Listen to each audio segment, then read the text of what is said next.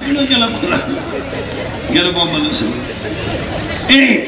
यावं लागतं, जावं लागतं, भोगावं लागतं आणि भोगण्यासाठी चालू. आणि परत वाक्य नीट ऐका. तुमचं वय किती आहे याला किंमत नाही, तुमचं कर्म कसं आहे याला किंमत. वयाला काय करू? 70-70चे म्हातारे आहेत गावात, हरिपाठ पाठ नाही आणि त्याचं पोरे म्हणतो मला 71 करायची. तुलाच कशाला इतक्या? हे गाणं घेणं, बंगला बांधणं, बायको करणं, पोरं पैदा करणं हे काही क्रांती नाही. हॅलो, मला मुलगा झाला, काही मिरवणूक करायची? हॅलो, मिरवणूक काढायची. आतापर्यंत कोणाला जमलं नव्हतं, तुला एकट्याला जमलं. अख्ख्या गावात तू एकटाच ना रे. अरे पागला, तुला एकच झालं एका वेळेस. तू बाकी प्राण्यांचा अभ्यास कर. 12-12 होतात रंग बदलून, आणि तुला एकच झालं तर पोरग पालत पडायला लागलं का टेटसला, पोर उताना पडायला लागलं का टेटसला. हसण्यावारी नेऊ नका. पाया पडून सांगतो, परत नीट आहे का? मरताना काही बरोबर नेतो का? हा प्रश्न संपलाय. आता तिसरा प्रश्न थोडा किचकट आहे, तुम्हाला 5 मिनिटं दिले. मरताना माणसाचं काय जातं? आता हा थोडा वादाचा प्रश्न आहे. तुमच्यापैकी कुणीतरी म्हणणार आहे शरीर जातो. सावध.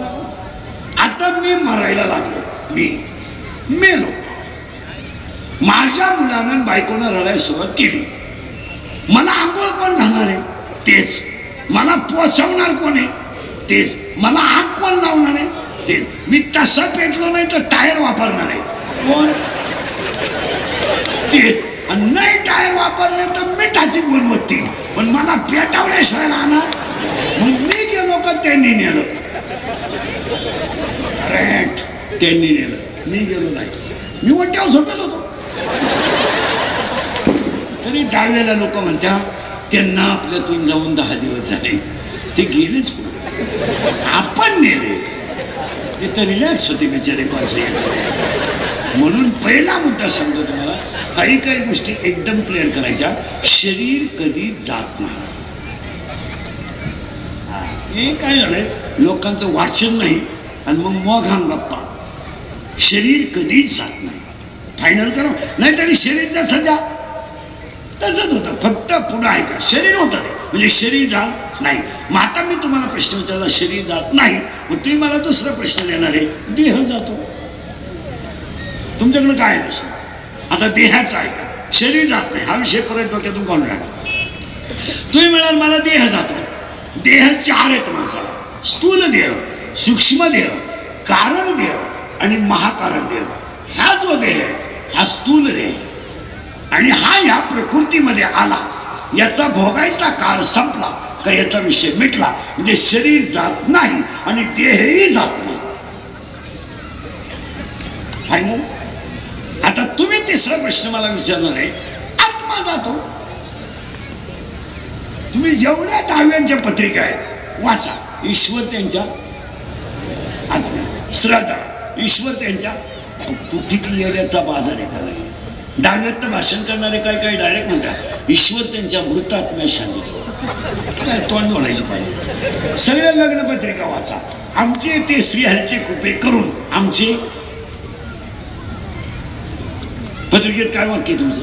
लग्नपत्रिका वाचा ना पटकन. आमचे ते श्रीहरीचे कृपे करून आमचे चिरंजीव म्हणजे नवरदेव. नवरदेव म्हणजे कोण? तुम्ही एवढं डोकं वापरा, जगात 7च चिरंजीव आहे. तुमचा पोऱ्या चिरंजीव केला कोणी? त्याचा आजार मिळालाय. हा चिरंजीव शब्द मुलाच्या बाबतीत चुकीचा आहे, कारण जगात एकच चिरंजीव प्रत्येक गावात आहे, हनुमंतराय. तुम्ही नाही तर नाही सुपुत्र सांगू शकता. मला आमचे इथे स्त्रियाचे कोरे कोण? आमचे सुपुत्र. थोडा नालायक असेल तर कुपुत्र, आणि फार पिऊनच पडत असेल तर आमची अवलाद. हे जे शब्द आहे इथं आत्म्याचा थोडा घोटाळा आहे. बरे काय का? आणि 99% लोकांचा हा घोटाळा गेला नाही. लोक सरळ काय म्हणतात, काय गेला?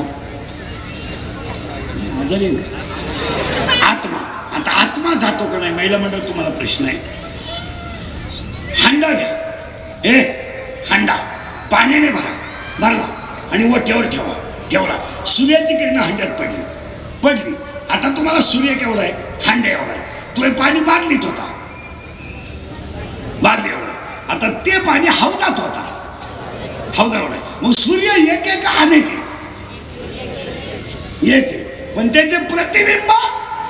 मग आत्मा एक आहे, हे सगळे त्याचे प्रतिबिंब आहे.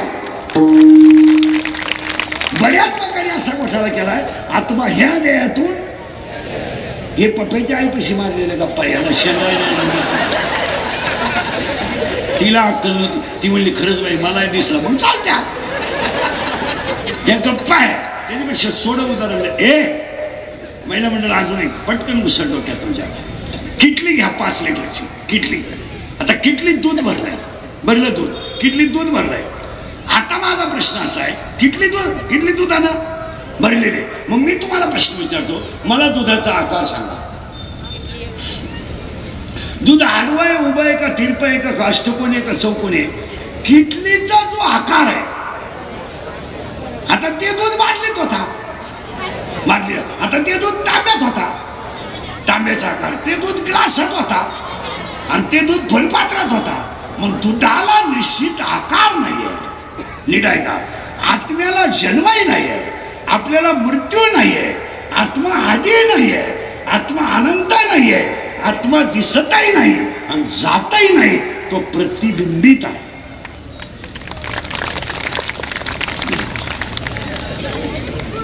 डोक्या बाहेर तुम्ही म्हणाल मला 15 मिनिटं तुम्ही का आम्हाला येडं बनिता का? पोपटवानी बोलता, हे जात नाही ते जात नाही. मग जात तरी का? उत्तर ऐका. मी हात वर केलाय, माझ्या चैतन्य आहे. माझा होठ हलतोय, चैतन्य आहे. माझी पापणी हलते, चैतन्य आहे. आणि चैतन्य गेलं, मी पण येते. मग जात काय? चैतन्य. आता तुम्ही म्हणाले कुठेही चैतन्य. दोन्ही नागपुड्यांमधून अखंड 24 तासात 21,600 वेळा जो चालू आहे त्याचं नाव श्वासोच्छ्वास आहे. आणि त्या चैतन्यावर हे शरीर जिवंत आहे. बोला तुमचं काय म्हणा. एवढं पण सगळं म्हणजे शरीर जात नाही, देह जात नाही, करेक्ट. पण चैतन्य गेल्याशिवाय आत्मा बित्मा आहे तुमचं तुम्ही पहा, ते आपल्या बजेटमध्ये दिसत. आताशी 3 प्रश्न झाले. आता 4थ्या प्रश्नाला मी तुम्हाला 10 मिनिटं देणार आहे. पहिल्याला 2च देते, दुसऱ्याला 5 देते. 5 मिनिटात तुम्हाला काय कळलंच नाही. आता 3रा प्रश्न मी तुम्हाला जो विचारणार आहे त्याला तुम्हाला मी 10 मिनिटं देणार आहे आणि उत्तर तुम्ही द्यायचं आहे. माणूस स्वर्गाला जातो का?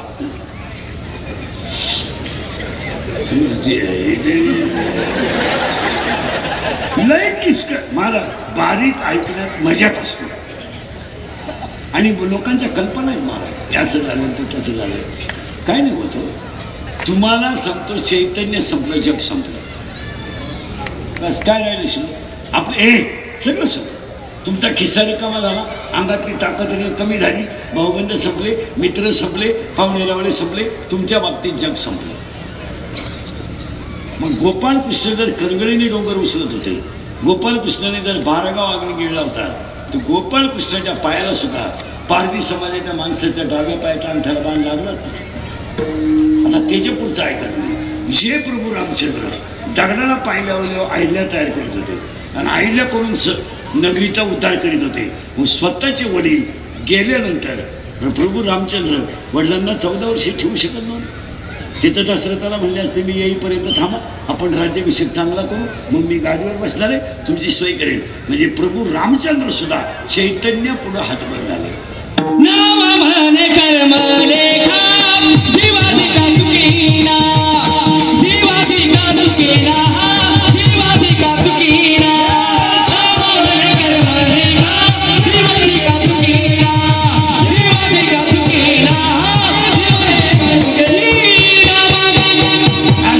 शरीर जात नाही, देह जात नाही, आत्मा जात नाही. आत्मा जात नाही, पण चैतन्य गेल्याशिवाय. आता आता उलटा प्रश्न राहिलाय, माणूस स्वर्गाला जातो का? थोडं किचकट काम आहे. आता ऐका, मी मरायला लागलो मारायला. माझं डोकं माझ्या पोऱ्याच्या मांडीवर आहे. तुम्हाला पाणी मांडी देणार झालं, मी चाललो ना आता. मी लगेच नाही जात, तुमचं पुरं करूनच जाईल. वाटलं आपल्याला लगेच 2 मिनिटं उभं करतो नाही. आता माझं जायचं ठरलं. ठरलं म्हणजे मला जेव्हा काळ येणार आहे, माझं चैतन्य बंद होणार आहे, तेव्हा तो कार्यक्रम व्हायचा. तो म्हणणार आहे 9 वाजता ते डायरेक्ट असं म्हणतो, आगा मर बोलून साथी. ज्ञानोबा म्हणले एखाद्याला मर म्हणलं तरी राग येतोय, पण मेल्याशिवाय राहत नाही. हे मृत्यूडुकीचे उफराटे. ज्ञानोबा म्हणले मृत्यू लोकांमधलं उरफाट काम आहे. हा, म्हणजे जो आयुष्यातला दिवस कमी झालाय त्याला लोक वाढदिवस म्हणतात. केवढा येण्याचा बाजार आहे. आता माझा समजा 58वा वाढदिवस झाला, म्हणजे 58 मातीत गेले ना, नदीवर जायला एकत्र राहिलं ना. मग वाढ झाली का मी नदी का निघालो, तरी लोक गुलाबजामू वाटून वाढली. मी उरफाटीच येत आहे. काय सुंदर ओवे महाराज. हे मृत्यू लोकीचे उफराटे. जनमरायची भाषा आहे नव्या अध्यात. पायतीत असली तर शेवटची ओवी आहे त्याला. जडजडोन वैला निघ ये भक्तीची वाटे लाग, जिये पावशी अव्यंग निज धाम. नव्या अध्यातले ओवे पाय. आता मी मरायला लागलो. माझ्या पोराच्या मांडीवर डोकं ठेवलं. माझ्या पोराने मला दूध पाजायला सुरुवात केली, पाणी टाकून. अरे मरताना तरी प्युअर दूध द्या. अरे काय हलकट नाही, काय ना खतरा. एखादा गलास प्यायला ना तुझ्या बापाचं काय केलं काय, त्याची अख्खी इस्टेट लुटतो ना. का तुम्ही तुमच्यातच कारभार आहे सगळं. तुम्ही लागला ना तो चमचा आहे, नागपुडीतच पाणी गेलं त्याचं. दुधात कुठं महाराज, एक तर ते पेत एवढं चमच्याने, त्याच्यातही नुसतं दूध नाही. आता मी दूध प्यायला लागलो, मी मारणार आता लगेच नाही मारणार. मग आता माझ्या पोऱ्याला मी ओवी सांगणार आहे का मी त्याला म्हणणार आहे तू पसायदार मान. मी त्याला काय म्हणणार आहे, सगळ्या उदाऱ्या गोळा कर आणि खाल्ल्या मळ्यातली मोटर बंद राहिली तरी चालेल, पण चुलत भावाला पाणी द्यायचं नाही. त्याचे कांदे माझ्या डोळ्याने खचळू दे. आणि आपलं जे कचेरीत भांडण चालू आहे भावांचं, भले 10-5 गुंठे इकडं तिकडं, पण माघार घ्यायची नाही. आणि तो जर माघार घेतली तर तुम्ही पोटचा नाही.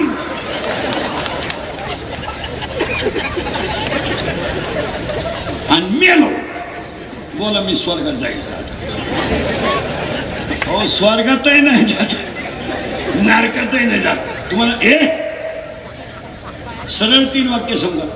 आता हे महाराज मंडळी थोडं झोंबल वार करेल ना, हे स्वर्ग बिर्ग आपल्या बजेटमध्ये बसत नाही. पुस्तक वाचले आम्ही आयुष्यात.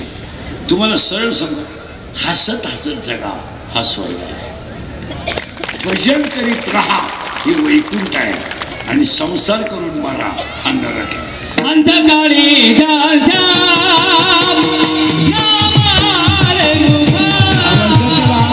तुका म्हणे तू